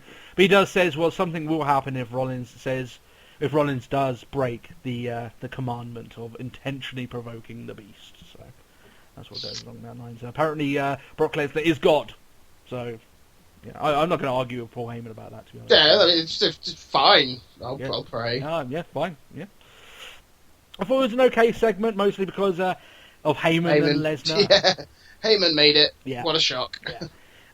And it did paint the contrast between both men. As I said, Rollins, he would just talk. Lesnar was suplex. And you ask anyone what they would rather see out of those two, they'll take suplexes every day. Well, unless they're the one taking them, but still, you know what I mean. Bitch. Yeah, that's it. Ryback and Randy Orton versus Big Show and Sheamus. This is the last match that Ryback will be having for a little while he deals with his staph infection. He's off the pay-per-view, as we said earlier. Miz is on commentary. He's doing his thing. He doesn't even get close to touching Titus O'Neil from the week before, because he was fantastic. That's just one of the best commentary. Do you know what the worst part is? Like, I actually completely forgot that Miz was on commentary this week. Well, gee, you couldn't fucking miss him. He was talking all the fucking No, time. I know, but I forgot. Yeah. Maybe you tuned it out. Like, it's all well and good. Like, he wouldn't shut up, but he didn't say anything of merit. Exactly, yeah. He wouldn't shut up, but he didn't really say anything. That's the issue, isn't it? He's blah, blah, blah, blah. Okay, but what do I actually need to listen to? What are you actually saying? Blah, blah, blah, blah. Yeah, exactly. But what is going to happen? Blah, blah, blah, blah, blah, blah, blah. Yeah. Like I said, more in this match. Ryback did a standing plunger out of the fucking ring. So apparently, like I said, he's hit his head. He thinks he's a cruiserweight every now and then, and I'm fine with it because it's awesome. I actually really like it. Yeah. I think it's great that he's trying to do something that you wouldn't see a guy of his size doing. So breaking the mold and whatnot. Exactly. Yeah. Now the issue with that is that while that was all good, I thought this match was slow, and I tuned out for most of it. What do you expect? It doesn't matter what I expect. I expect the show to fucking entertain me. This match does not entertain me. Dude, it's like Big Show and Sheamus versus Randy Orton and Ryback. It's like, yeah, we're going to get fast-paced action here. Well, there was one match that gave us fast-paced action. It certainly wasn't this one, shall we say. Ryback... This was literally like, yeah, let's just get them together, slow it all the way down. Powerful punches. Yeah. That's what this match is. I guess one of the best ways that I guess Matt's kind of alluding to is that if you want to review this match, it's everything you'd expect a Ryback and Randy Orton versus a Big Show and Sheamus match to be. And unfortunately, that's not very much. So, yeah. That's it. I did tune out of physical, definitely. But and any interesting? Good? Not really. No. Ryback goes for the meat hook. Miz grabs the mic and kind of annoys him and Big Show. In the chaos, Sheamus eats an RKO and then gets a top rope splash from Ryback, and that gives Sheamus and Randy Orton the victory. What? Ryback. Oh, sorry, Sheamus. Yeah. Fucking yeah. See, I tuned out of even commentating on this fucking thing. Right? I tuned out so much I didn't even know who was on whose team. To be honest, talking about it, I almost fell asleep on my keyboard. So you're lucky I'm still around. Like right? Two guys feuding. Why would they be teamed up? Oh yeah, it's WWE, that's why. It's WWE, yeah. So it's not exactly out of the realm of possibility, shall we say. Yeah. But Ryback and Randy Orton get the win. So. Rollins is backstage. He's talking to Kane. He's pissy again that Kane isn't protecting him. I'm pretty sure we've had this conversation 500 million times before. So, still. Dean Ambrose versus Bray Wyatt. Now, it's a shame that Ambrose, literally less than a month ago, was involved in world title matches, and now he's without any sort of match at the pay-per-view this weekend. Yeah. Isn't that a bit sad? I think it is. This hot and cold mentality of, you're now a world championship contender, you can't now be on the fucking show, I think that does hurt a lot of these guys' chances of becoming massive stars. Like, it's a little bit like, over the hell, the only reason you're on Raw this week is because you're friends with Reigns. Exactly, right? Isn't it? To me, it seems like, for instance, back in the days where things were booked a little better, if you had Steve Austin against The Rock, if Steve Austin lost his match against The Rock and was no longer the champion, do you think Steve Austin would miss the next pay-per-view? No, he would be in the next pay-per-view, and they'd probably put him up against someone to make him look good, right? Yeah. So, why is it not for Dean Ambrose? Why do you not... I guess I'm not exactly saying I'd want him to be thrown in shitty storylines, but to not even have a match, a Battleground, when he literally had two... championship title matches in a row. You think we were saying back then the guy looked main event, man. No, he's not even fucking pre-show. I don't know. To me, that's something wrong with that. Yeah. Before Wyatt can get into the ring, Reigns attacks him from behind. He hits the Superman punch, but then takes a lantern to the cranium. And that keeps him at bay. It looks like they're going to keep fighting, but then it kind of stops. Even though this is really awkward because Reigns gets out of the ring, right? Bray's only like halfway up the ramp, so he's probably about 3 big lunges away, right, for Reigns. That's it. Do you give pursuit? No. No, it just goes dark, as if they both just leave they both left peacefully, apparently, according to what we see. I thought that was edited really badly, and Reigns should have stayed in the ring. If he was never going to chase Wyatt, he should have stayed in the ring, because he got out. It looked like he was going to give chase, and then Wyatt's only kind of tiptoeing up the fucking, the ramp, going at a snail's pace. Yeah. I was like, okay, we're going to get more fighting. And then it goes dark. No, we don't. Oh. Yeah, it was like, really? Oh, okay. It must have seemed really weird to people watching it live. They just meandered slowly up the ramp at a snail's pace, We're going to go back to those days where, like, Chris Jericho was, that bit where he's like, WCW were filming it too long, so he was, like, walking with the guy who was supposed to be feuding. Oh, yeah. I think that was, like, one of our first fails of the week back when we did that segment, so. Now, we come to one of the most interesting segments in a long while involving the female contingent of the show. Mm. This is a segment that I'm sure, if you go back and listen to episode 2 of Let's Talk Wrestling, we had I think it was like a 2-year plan for the Divas to get it back on track. Yeah. And one of it involved bringing up a fresh set of new stars and making like a set of like, let's say about 4 Divas that you were going to make your top Divas. Now, while this exactly wasn't the case, it mainly centered around of, you've got better wrestlers in a division that's supposed to be your development. Why are they in development? Yeah. Well, why aren't they leading the show? Yeah, well, at least this particular segment made strides to rectifying that particular conundrum, shall we say. Now, Team Bella are in the ring.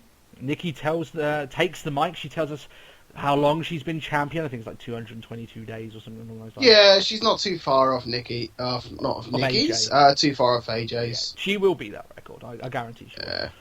Yeah. She says she's taking no shortcuts. She's the definition of fearless. No, I've got a different definition of fearless. And here's my definition.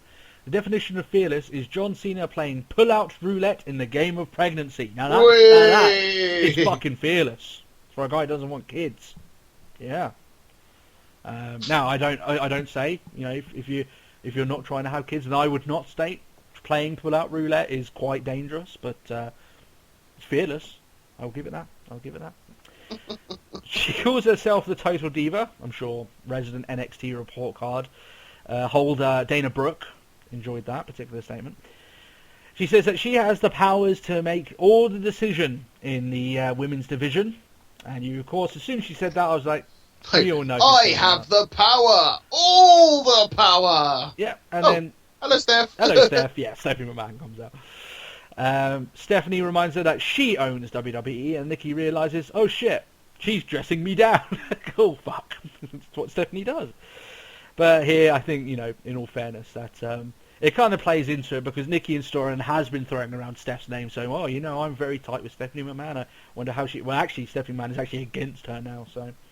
Along those lines. And she says there's a revolution of women in sports, and it's about time to make some waves in WWE. And she says one woman who's been trying to do that is Paige. So she brings down Paige. Nikki is then, during Paige's entrance, you know, basically talking loads of smack about Paige. Yep. Stephanie tells her very bluntly, shut your fucking mouth. Well, it doesn't say you're fucking, of course, because that would be crazy. But she said, shut your mouth, essentially. Yeah.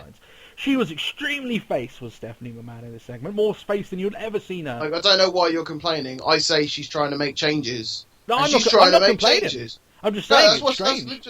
Yeah. No, but that's like how Steph was. Like, Nikki's just like, but she keeps losing. She's not good enough. It's just like, but she's trying to make a difference. Yeah. And we're making a difference here. Yeah, that's it. Yeah, it's, like I said, I don't blame Steph for not being completely, like, heel. Like, it's because the moment didn't call for it, but like, it's just strange to see her so face, you know. Yeah. Like me? Yeah. I was just waiting for her to just like, blast the crowd or something along those lines, but the moment didn't call for it. Stephanie reveals there are women who are willing to help her out, and those happen to be the NXT girls. And you want to raise the level of quality on the main roster, then you may as well bet up a better division. That's what I'd say. Now, I've spoken about the totem pole on NXT, right? On certain divisions on the totem pole, if you're not top 4, then you're not ready to be brought up. Funny enough, they brought up the top 4 divas. Like, well, no, top 3, along those lines here. So they literally took like literally the cream of the crop in NXT and said, you know what? Here's your fucking chance, right? Charlotte and Becky Lynch show up to help out Paige. They're both sporting new ring gear. I wasn't that keen on Becky Lynch's. Charlotte's doesn't matter too much, but I'm guessing they're not going with the steampunk sort of inspired stuff that she was going Which for. Which is really annoying. Do you know what? As much as I'm not a steampunk fan, I really like Becky Lynch's gear. Yeah, I was a little bit like, her gear isn't horrible, but I liked it. It was a little bit more identifying, the gear that she had in NXT, so... Hopefully, maybe that doesn't last, but I'm sure probably Vince probably looked at it and be like, what the fuck? Now I've got Becky Lynch's music stuck in my head. Oh, that one. So, Naomi and Tamina also pop out. They're quite interested in what's going on. They're saying they have unfinished business here and they need to deal with their business as well. Stephanie's quite happy with them seizing the opportunity, but there's one other person who wants to seize that opportunity, and that is the boss, Sasha Banks. And she comes out as well. She's on the side of Naomi and Tamina, even though it wasn't really explained why, but she is. She came out without the belt here, which I thought was a little bit odd in of itself, considering we had Kevin Owens arrive with the NXT Championship. Maybe it was one of the last things. Maybe Sasha Banks wasn't initially penciled in to be on here, so maybe, I don't know. But if it was a case of, oh no, you can't go out with that belt, that's a bit strange, considering we had Kevin Owens come out with the NXT title. You know, I think I find quite odd is the fact that I saw a backstage segment on SmackDown and she had the belt. Maybe it was just one thing. Maybe they said, oh, maybe not tonight. I don't know. But I thought it was a little bit odd to see. Maybe she forgot it. And it's not as if like they were hiding the fact she was champion. Maybe it's Paige going crazy, like, did you drop it in a swamp? Yeah. You bitch! You are not ready to be champion on the main roster. She's like, you know, getting into. I was holder of that first title. Ah! See, I told you weren't ready. You're not ready. Yes, along those lines. So obviously you got that many women in the ring, especially young, hungry women who were willing to make an impact. There's going to be a fight, and there was a fight. Oh yeah. The fans were engaged. I was engaged. Matt, I'm guessing. I was. Engaged. Yeah, I loved it. And anyone with half a brain cell would be engaged, because this is the freshest moment in women's wrestling on the main roster we've had in fucking years, right? Let's just be honest, yeah. We're not getting one, we're not getting two, we're not getting, you know, we're not getting, you know, just one of these NXT divas being brought up. We're getting three of the best being brought up to compete, you know, and really, I mean, you feel that these girls are going to try and take spots from these women. Oh yeah. Suddenly, and especially considering it was really sorry to use the term like symbolic, but it's just sort of like it's the three NXT girls all locking in their various submission on each member of Team Bella. What a moment that was, wasn't it? That was so good. Yeah, that was quite fun. I firmly believe that obviously they will have a match. They haven't announced it for Battleground, but I'm guessing there will be a match that happens. I honestly believe that these NXT girls will show everyone why they should be on the main roster. And I think they'll outperform a lot of the divas there. Because they're hungrier. This is it. This will be that moment. Yeah. I firmly believe now. Vince should be... we've heard the likes of Paul Heyman say that he's a junkie for competition. Make competition in the one division that doesn't have any. Right? Yeah. This is what does it, right? And I think Michael Cole said that it was the future of women's wrestling. Now, I'm sure Vince would rather him say it's the future of women's sports entertainment. But you know what? It felt right to say the future of women's wrestling. It felt right. It felt like a strong and powerful statement. Like I said, Matt, it did feel a little bit symbolic, you know? Yeah. That this is a moment that hopefully, we can look back on and say that was the moment things got better. You know, this is the moment where women's wrestling got an injection of fresh, young, talented, hungry faces, and they saved a failing division. Because that's what the Divas division has been for the better part of 2-3 years. Failing, you know? It's been too predictable. The matches haven't been good. We haven't had a match of the year fucking candidate from the main roster divas in God knows how long, right? And yet you've got two women in the ring. Yes, we have. We've had a match of the year candidate, just not from this division. Not from this division. Women. That's what I'm saying, right? But as I'm saying, you've now got two women in here that gave us the current reigning, in our eyes, match of the year, which is Sasha Banks and Becky Lynch. And you've got Charlotte, who's had a fair share of fucking intense, insane matches in her time, right? So you've got great wrestlers on that roster now, right? And you've got fresh faces. Yeah, one thing I found that was quite nice as well is that they actually videotaped Ric Flair when Charlotte came out. You could just see that, you know, out of all the people, I'm guessing for Flair, it must have been, out of all the people, in all of his kids, to carry on his legacy, I didn't think in his wildest dreams he thought that, you know, it would be his little girl doing it. Oh, God, yeah. Yeah. He probably thought by this time in his life that one of his sons would have gone on and gone on, you know, you had David Flair in WCW, but he was shocking, you know, he was really bad. And believe me, I've seen David Flair live, funny enough. He was just as bad then as well. So, yeah, it must have been a great moment for him. And, yeah, awesome. Fantastic. It's the best Diva segment we've had in so long. It's unbelievable, right? It felt almost as if the division meant something again, even for a small slice, you know. Yeah. So, here we go. Now, what does this mean for NXT? I expect all 3 girls to be double dutying for at least a little while. And then what I'd say is that NXT is supposed to be, like, I think they're worried a little bit. I think NXT got a little bit too big and now it's its own brand, so you actually need talent to keep that thing afloat. Yeah. But NXT in itself should be a proving ground for new talent. The likes of, I think Becky Lynch is ready, I think Sasha Banks is ready, I think Charlotte's ready. If they're all ready, what's the point keeping them there, right? Oh, that's it. I mean, my only problem is if you take them out, like, who's left? Like, Bayley. Which I find a bit annoying that she wasn't called up, but I can kind of understand how her character wouldn't fit in.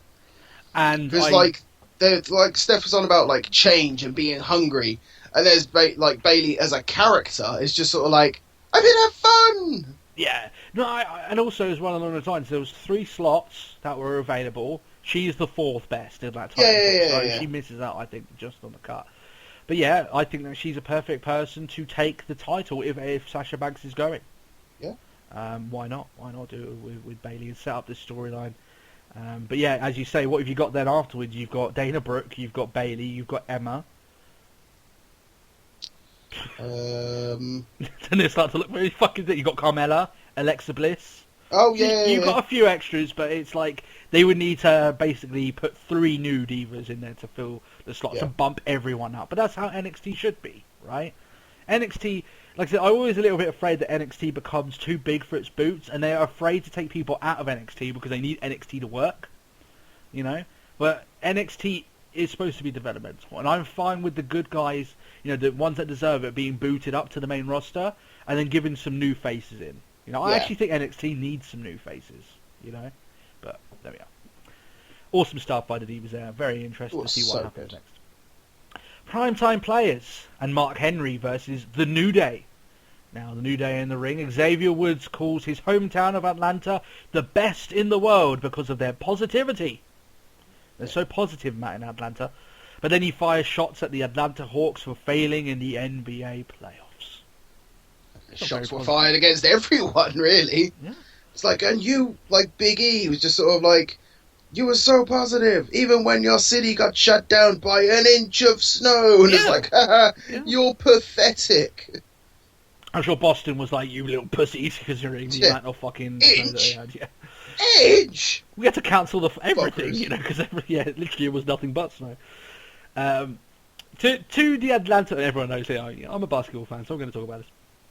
To the Atlanta Hawks' defense, no one expected them to beat Cleveland, and they actually had an amazing year, so fair play to them. So, see, I'm staying positive. Positive too. Can I get a chant for that going? You can clap if you want to. Toe knee rocks. Toe knee rock? No. On your own. No one. I will not be supporting you in this endeavour. Oh, okay. Well, that didn't turn out as well as I hoped. Oh, well. Now, as much as I love the Divas division getting as much attention, all talk about it should have ended when this match started, but obviously it didn't. How can it? Because something big just happened, so fuck you guys. We're going to talk about that. They're lucky Titus O'Neil didn't hear about that, considering his actions last week. Talk about my fucking division, the tag team division. I'm sure Titus would have done this. He would have corrected said misdemeanors on commentary. This match is fairly quick. Mark Henry hits the world's strongest slam on Woods, gets the win. And they even get the big man to do the millions of dollars dance after the match, even though it was a little bit like he didn't really do much. But he seemed to like it. He seemed to enjoy the dance, you know. So I'm still waiting for you and me to be at Raw and to be shown as the two idiots doing that dance. So it's going to happen. It's a matter of time. It's a matter. It literally is. It's like a ticking clock. You know, it's going to happen.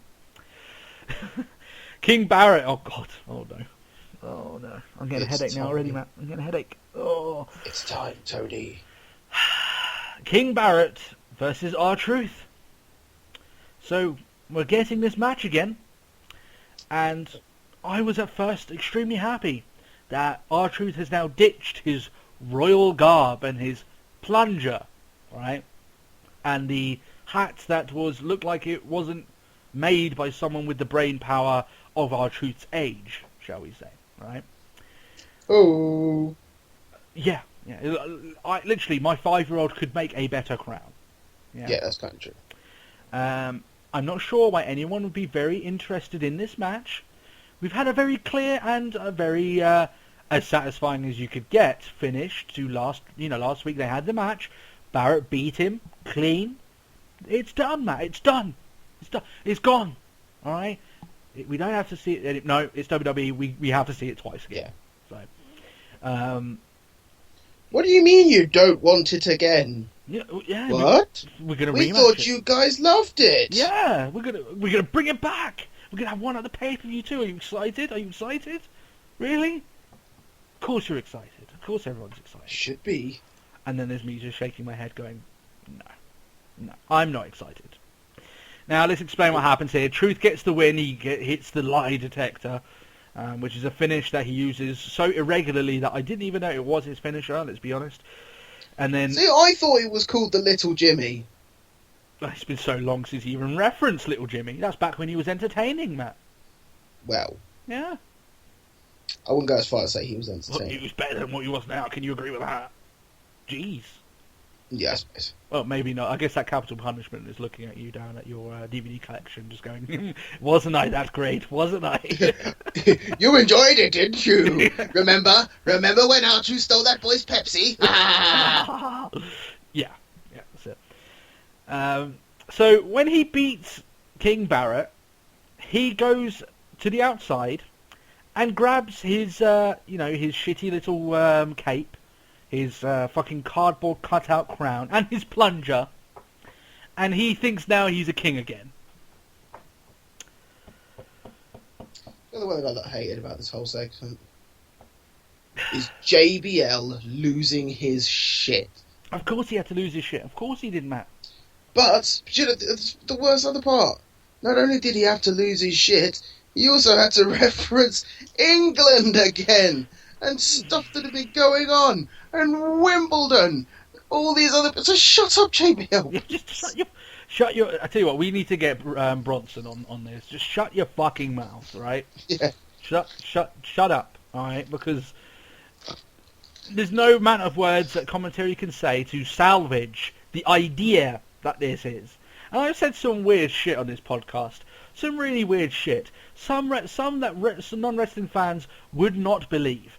This is in that category. Oh, yeah. That a fully grown man could grab a fucking... all this shit and a fucking plunger, and we're apparently supposed to go, oh, look at him, he's so funny. He thinks he's the king. Oh, he's so funny. Oh, Truth the King. Was it like King... What's he... not even King calling What's Up. King What's Up, right? So it's not even like King Truth or anything like that. It's just sort of like... It's like... It doesn't even add up. It's not even grammatically correct. It's like, come on, WWE, grow up. My 5-year-old would think you're being fucking stupid, right? She would. She'd look at this and be like, why the fuck is he doing this? Even though she would get told off for swearing, of course. But she would say, what the hell is going on here? And I'd be like, you know what? I don't know. There's some things I can't explain in this world. This is what Daddy likes to watch as part of a weekly thing. Yeah, right? And it's like, she might ask me, so Dad, can you please explain what's on the TV? And I'd be like, well, you know what? There's some things in the world I can explain your time. There is a crazy man thinking he's a king. Yeah, there you go. That's it. And in a crown that looks worse than something that's given away as a free gift at Burger King. Yeah, exactly. They're going to have a match, by the way, at the pay-per-view, and the winner gets the right to the crown. As if the crown itself means a fucking thing. This is... It's brain dead. Listen, they're trying to make little kids laugh. They're trying to make it, oh, it's so funny and stuff. Like I said, my 5-year-old would look at this and think, what the fuck are you doing? Like, this is stupid for me. And you know what? I think everything's fucking funny because I'm a 5-year-old. Well, guess what? This isn't fucking funny. So, there you go. Matt, are you excited to see who holds the crown after Battleground? Would you like to slit your own wrists rather than watch it? You know, I'd rather bang my head against this table right now. You can hear it. Than even fathom why I would be interested in this particular match. Whoa. Somewhere the likes of Conor McGregor being the hard-hitting Irish ultimate fighter that he is, the interim champion, thinking that he's the man, he's a fighter, is looking at this going, see, this is shit why I didn't become a pro wrestler. You know? Especially considering I now get that reference. Yay, Matt, you're finally with us. Yeah, he's sold out. But then we go to something that is so fucking horrific, to something that is yeah. That I can't actually give you the word, but that's what it is, right? Okay. John Cena comes out for his open challenge, and he says, he says his usual garbage as he usually does, and who's going to be coming for the open challenge this week? And it's the Bulgarian brute Rusev. And he comes out, calls himself the greatest United States champion of all time. He says he's going to break John Cena. However, this isn't the only person that comes out. This brings out resident challenger Kevin Owens, who wants his shot at the belt. And he says, well, I'll beat you tonight, and then I'll go on and defend it successfully at Battleground. That's it. You can have your rematch then. Exactly. Rusev calls Owens a stupid French-American. He seems to have forgotten that the guy was Canadian, but there we are. This is like, you stupid French-American, whatever you are. Yeah, exactly. Love it. This brings out Cesaro, who is having none of anyone's shit. And Cesaro, by the way, received like a massive face, as he should be. It is like a little bit like his 18 months too late to flip that switch, but fuck it, better late than never. Let's do it. Let's see how far he can go. The Authority end up revealing that it's going to be a triple threat match. The winner of that will face the champion straight afterwards. And Jesus Christ, was this match a lot of fun? I loved this match. Yeah. Yet again, another one that I wouldn't have minded paying pay-per-view for. Yeah. Jeez. Cesaro is pulling out some humdingers recent weeks, is he not? That's true.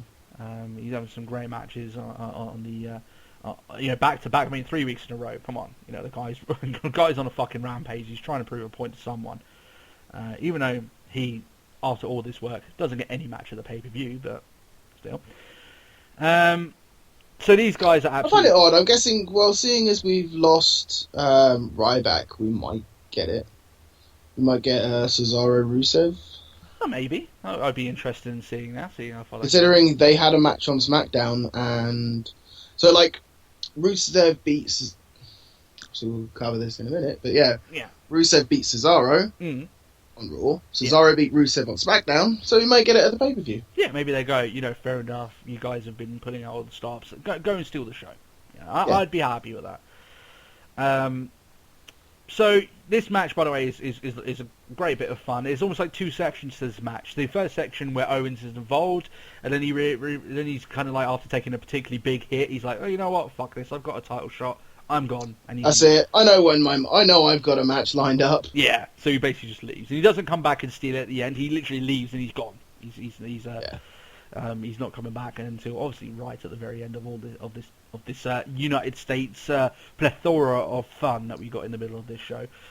And then Rusev and Cesaro decided, you know what, we'll do it ourselves, and they have an amazing second half of the match. It turns out that Rusev does get the win in what I thought was the only bad part of the match. It was a little bit anticlimactic, I think. Like, he basically went for like the kick to the head, he ended up catching his chest, and then like after all the damage Cesaro had taken, it's a little bit like, that's what beats you here. I think that's one of the problems, I think, with these Cena matches. That it's like they take so much damage. When they actually get pinned, it's a little bit like, but you took like eight slams worse than that in this match. Why did that one beat you? So it's a little bit like... But I tell you what, I have to praise commentary here. I have to praise the way WWE presented this. They really got over that these three guys were killing each other just to get a shot at the belt. That's exactly how it should be. You should be having these guys going out there. A proper brawl. Yeah, they should be down there putting their lives on the line just to get a glimpse, a little sliver of a chance for the championship. Yeah. And matches like these definitely boost up the how credibility. We perceive. Yeah. The United States Championship. As you said, then Rusev does get the win. I did think it was a little bit anticlimactic. It was the only part of the match I didn't really like.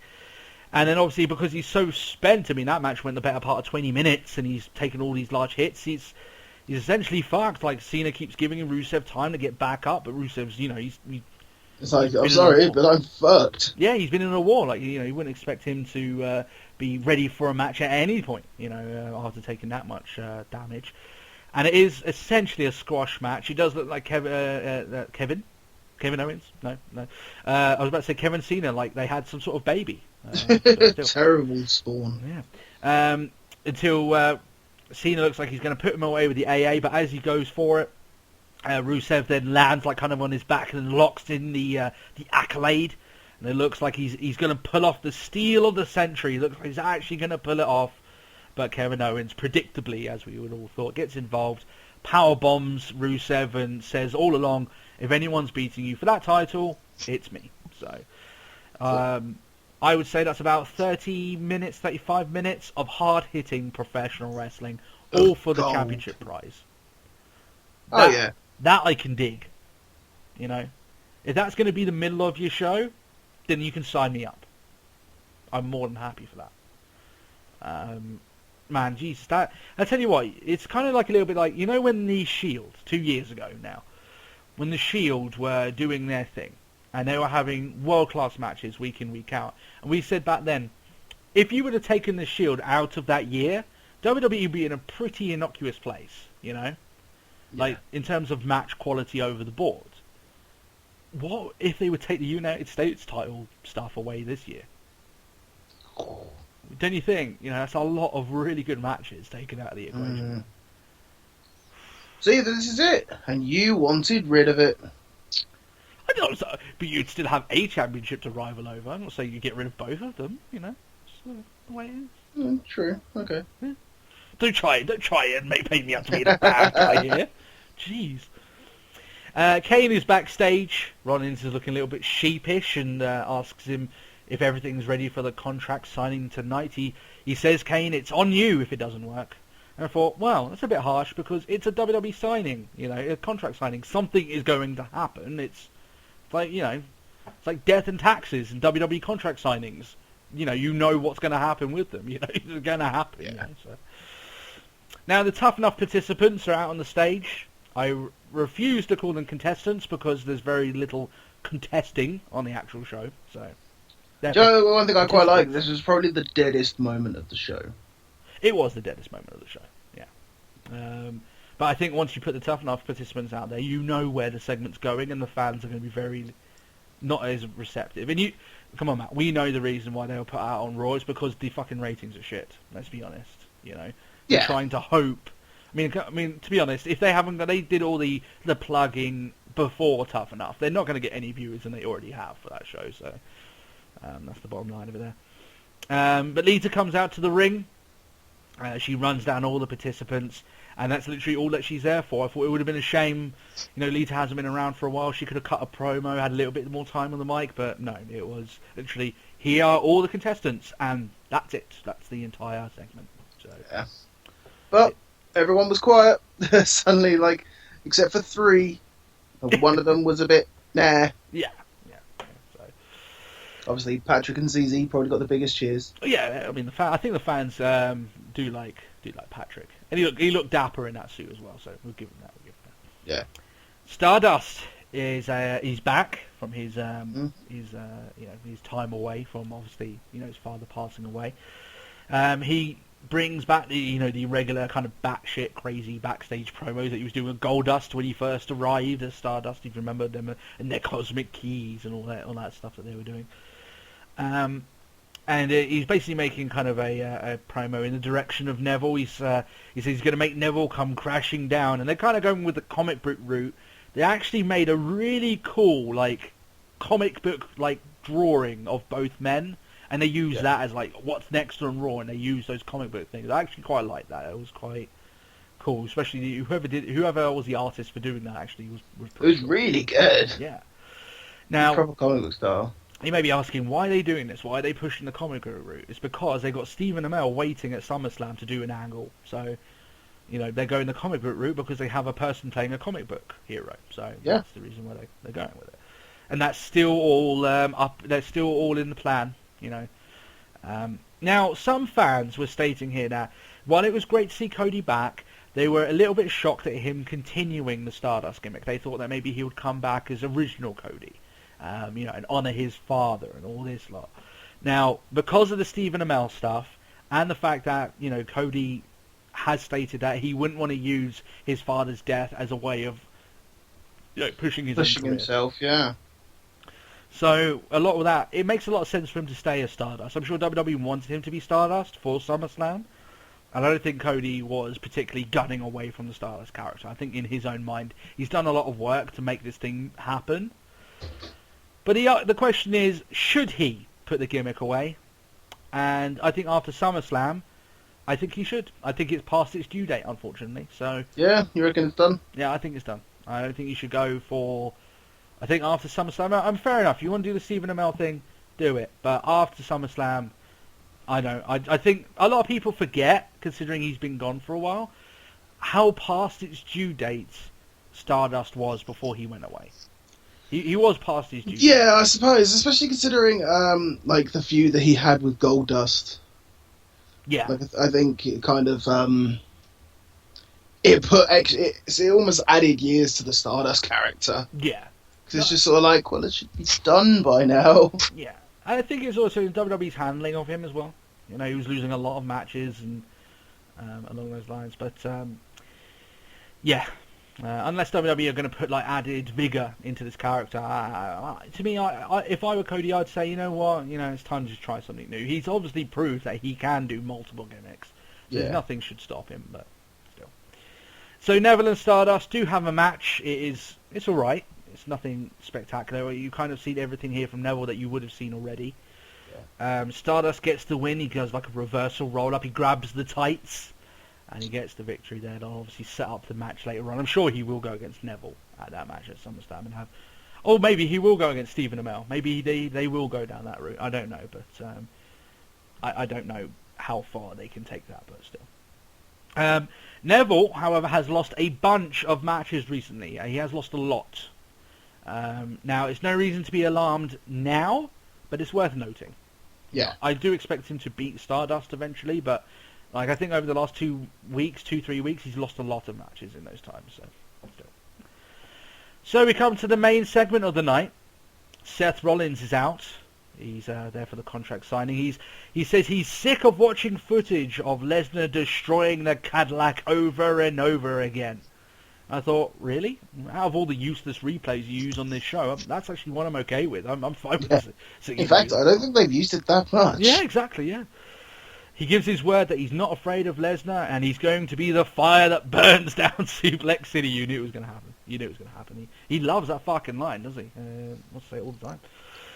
I wonder if he goes to sleep muttering it. If his girlfriend, burn down Suplex City.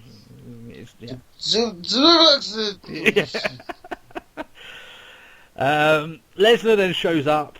Heyman takes the mic. He explains to everyone, explains to Rollins that everyone in the world has been waiting for someone to get their hands on Seth Rollins. All the fans in the world are paying for Battlegrounds just to see him get his ass kicked.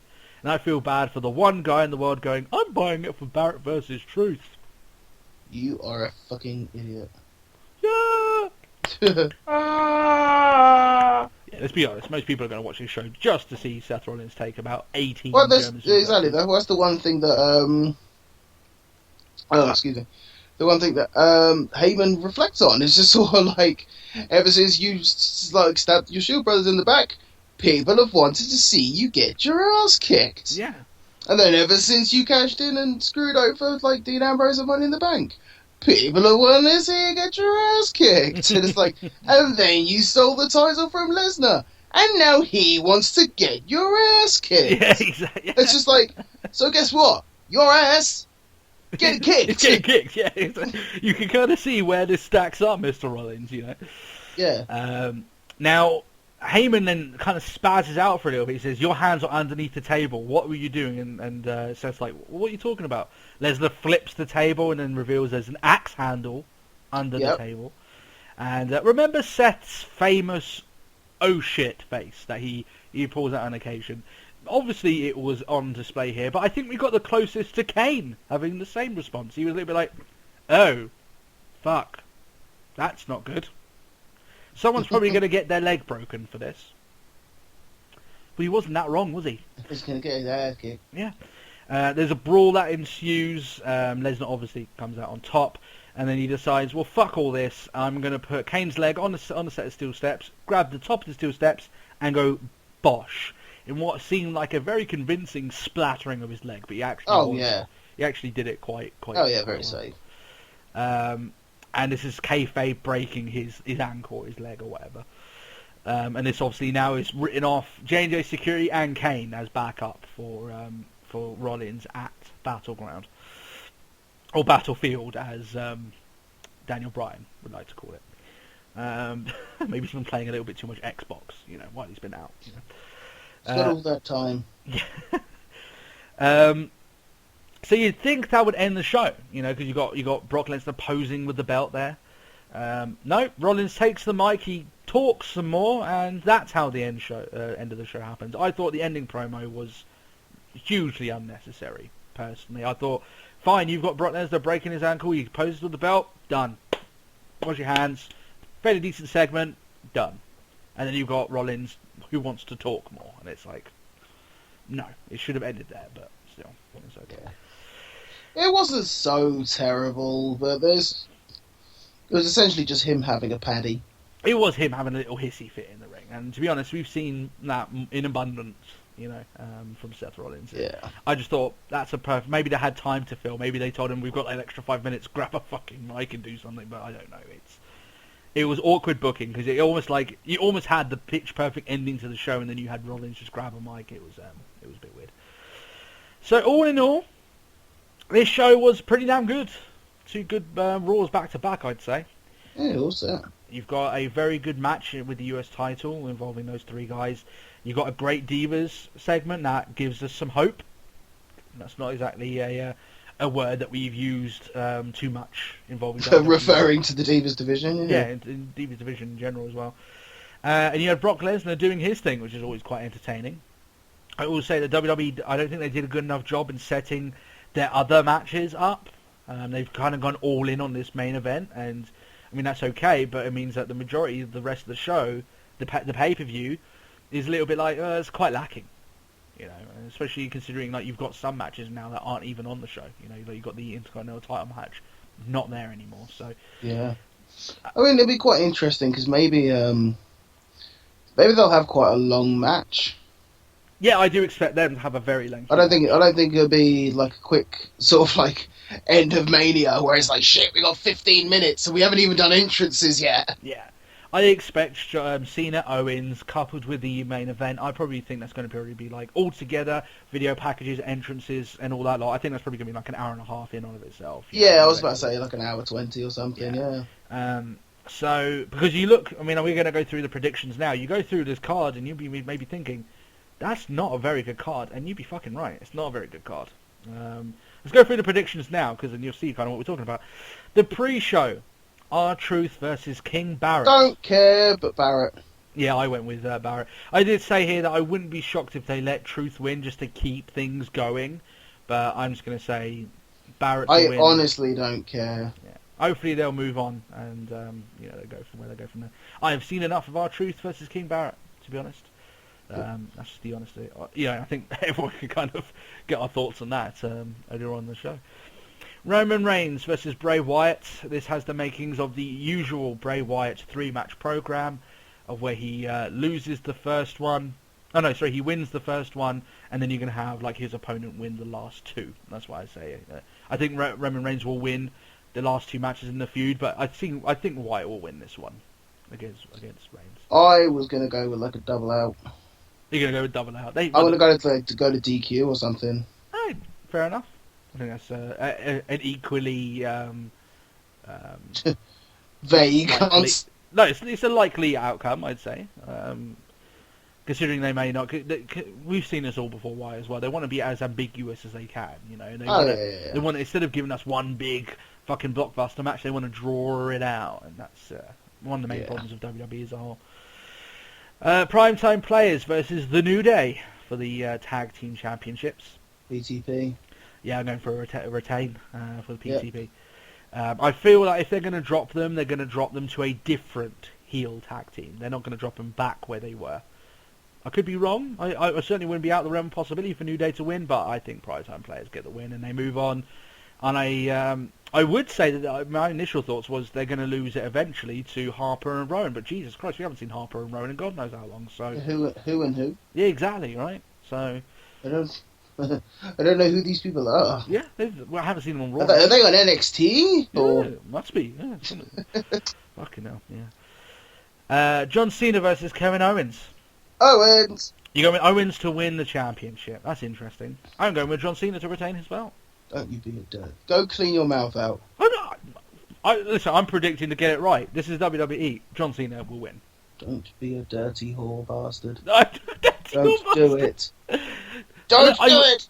Just the one time where where everything I'm like, oh, I really want this one, but John Cena will win. This time I'm like, fucking Owens is going to win it. You're believing in it. I believe. You know what? I believe Owens Matt, is going to win it. Prepare to have your heart broken yet again by John Cena.